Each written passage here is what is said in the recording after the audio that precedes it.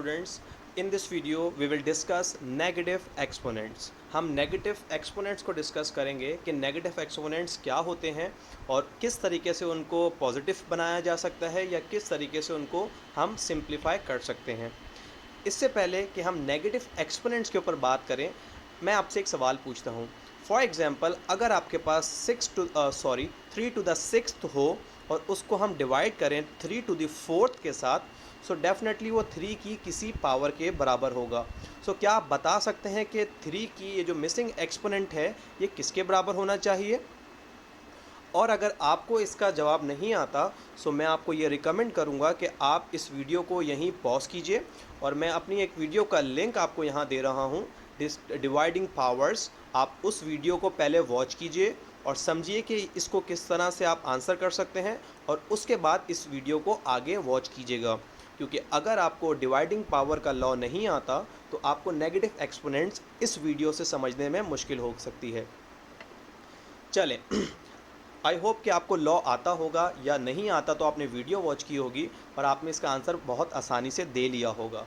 इसका आंसर है 3 स्क्वायर्ड, और वो इस तरह कि हमारे पास यहाँ 3 टू द सिक्स्थ है, और जब हम उसको डिवाइड करेंगे 3 टू द फोर्थ के साथ, तो according to the law answer आएगा 3 स्क्वायर्ड।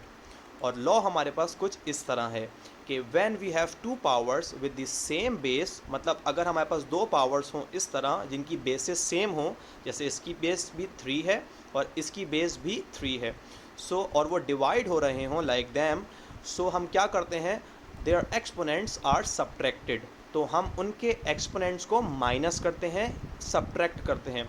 सो यहाँ हमारे पास एक्सपोनेंट्स क्या थे, 6 और 4। So when we subtract 6 and 4, so we get 2. This is how we get 3 squared. So अगर आपको ये लॉ आता था तो ये आपने बहुत आसानी से कर लिया होगा। अब अगर इसी सवाल को मैं थोड़ा सा चेंज करूं और इस तरीके से 3 टू द फोर्थ को न्यूमरेटर में ले जाऊं और 3 टू द सिक्स्थ को डिनोमिनेटर में लेके जाऊं, सो क्या आप बता सकते हैं कि ये 3 की किस पावर के बराबर होगा? एंड अगेन आप इसी लॉ को यूज़ करके इसको भी इवेलुएट किया जा सकता है। मैं इसमें ज़्यादा टाइम नहीं दे रहा हूँ, क्योंकि आपको अगर लॉ आता होगा तो आपने बहुत आसानी से इसका आंसर दे लिया होगा कि यहाँ पे हमारे पास 3/4 से उनको हमने डिवाइड किया द प्रोडक्ट ऑफ 6 थर्ड्स के साथ, तो हमारे पास वो 3 के किस पावर के बराबर होना चाहिए। चलिए अब देखते हैं, इसका आंसर है 3 टू द नेगेटिव 2, और वो किस तरह के लॉ हमें ये कहता है कि बेसिस सेम हो तो जो पावर्स हैं वो सब्ट्रैक्ट होती हैं। सो अब जब हम करेंगे 4 माइनस 6, तो आंसर आएगा -2, क्योंकि हमेशा we get the sign of the larger number. So 6 बड़ा है, सो हम -2 यहाँ पे लेंगे। तो इंटीजर का कॉन्सेप्ट है, आपको आता होगा, हम यहाँ उसको डिस्कस नहीं कर रहे। चलें, तो हमने इसको इवेल्युएट कर लिया। अब हम ये देखते हैं कि इसको समझते हैं कि बेसिकली आपको यहाँ पे नज़र आ गया होगा कि ये है नेगेटिव एक्सपोनेंट, कि आपको यहाँ 3 की जो पावर है वो -2 है। सो इस तरह की पावर्स को हम कहते हैं नेगेटिव एक्सपोनेंट। अब इस नेगेटिव एक्सपोनेंट को थोड़ा आसान ज़बान में समझने की कोशिश करते हैं। फॉर एग्जाम्पल, ये जो 3 to the fourth divided by 3 to the sixth लिखा है, इसका मतलब क्या है? इसका मतलब यह है कि 3 टू द फोर्थ मतलब हमारे पास 4 3s हैं जो आपस में मल्टीप्लाई हो रहे हैं, और उसको हम डिवाइड कर रहे हैं द प्रोडक्ट ऑफ 6 3s, मतलब 6 3s हैं जो आपस में मल्टीप्लाई हो रहे हैं, उनसे हम उसको डिवाइड कर रहे हैं। और हमें पता है कि फ्रैक्शंस में हमारे न्यूमरेटर और डिनोमिनेटर के जो सेम फैक्टर्स होते हैं हम उनको कैंसिल कर सकते हैं, यानी कि हमारे पास जो ये 4 3s आ रहे हैं न्यूमरेटर में, वो डिनोमिनेटर के 4 3s को कैंसिल कर सकते हैं, और हमारे पास ये फ्रैक्शन जो है वो रिड्यूस की जा सकती है। सो आप बता सकते हैं कि ये जो रिड्यूस फ्रैक्शन है इसके न्यूमरेटर और डिनोमिनेटर क्या होने चाहिए? ये भी बहुत सिंपल क्वेश्चन है। इसका आंसर होगा 1 डिवाइडेड बाय 3 स्क्वायर्ड, और वो इस तरह कि आप देख सकते हैं कि इस फ्रैक्शन को इस तरह से कैंसिलेशन के बाद हमारे पास सिर्फ ये बचा है 3 टाइम्स 3, जिसको हम लिख सकते हैं 3 स्क्वायर्ड। सो न्यूमरेटर में हमारे पास कुछ नहीं था, सो वी लेफ्ट विद 1, और डिनोमिनेटर में हमारे पास बचा 3 स्क्वायर्ड। सो अब आप देख सकते हैं हमने यहाँ से स्टार्ट किया और उसको एक्सपेंड करके जब सिंप्लीफाई किया तो हमारे पास आंसर आया 1 डिवाइडेड बाय 3 स्क्वायर्ड। इसका मतलब इन शॉर्ट ये है कि 3 टू द नेगेटिव 2 बराबर होता है 1 divided by 3 to the positive 2।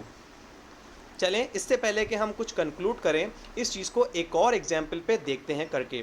For example अगर आपके पास 5 टू दी थर्ड हो और उसको आप डिवाइड करें 5 टू दी सेवन्थ के साथ और इसी फॉर्मूले से आप इसको सिंप्लीफाई करें, सो आप लिखेंगे 5 to the negative 4 because powers subtract होती हैं। So 3 minus 7 equals negative 4। और इसको भी हम अगर सेम मेथड से एक्सपेंड करें तो हमारे पास इसका मतलब ये है कि we are having the product of 3 5s और उसको हम डिवाइड कर रहे हैं with the product of 7 5s। और similarly we can cancel the same factors of numerator and denominator. So हमारे पास क्या बचेंगे, हमारे पास बचेगा 1 divided by 5 to the fourth, क्योंकि हमारे पास यहाँ पे बच रहा है द प्रोडक्ट ऑफ 4 5s या ये 4 5s हैं जो आपस में मल्टीप्लाई हो रहे हैं, जिसको हम लिख सकते हैं 5 to the fourth. So again हमने एक और नेगेटिव एक्सपोनेंट को एक्सपेंड करके कैंसिलेशन करके सिंप्लीफाई किया। सो हमारे पास आया 5 टू द नेगेटिव 4 बराबर आया 1 divided by 5 to the positive 4। अब इन दोनों को देखने के बाद हम ये जनरलाइज कर सकते हैं कि जब भी हमारे पास कोई नंबर नेगेटिव पावर के साथ अगर रेज होगा तो वो बराबर होगा या वो हमेशा आंसर देगा 1 divided by the same number two the positive power. जैसे यहाँ आप देख सकते हैं 3 नेगेटिव पावर के साथ मतलब नेगेटिव 2 के साथ रेज था। सो यहाँ पे 1 डिवाइडेड बाय 3 विथ पॉजिटिव 2। और सिमिलरली यहाँ पे हमारे पास 4 रेज टू द नेगेटिव 4।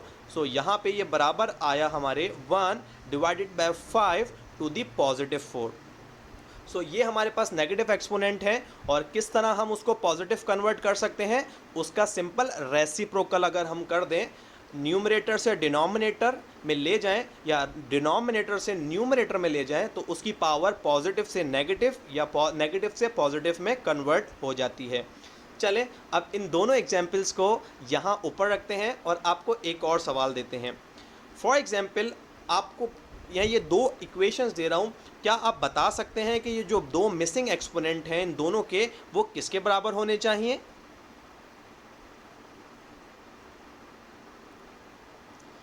चलें क्योंकि ये बहुत सिंपल और सेकंड्स का सवाल था, आपने सॉल्व किया होगा।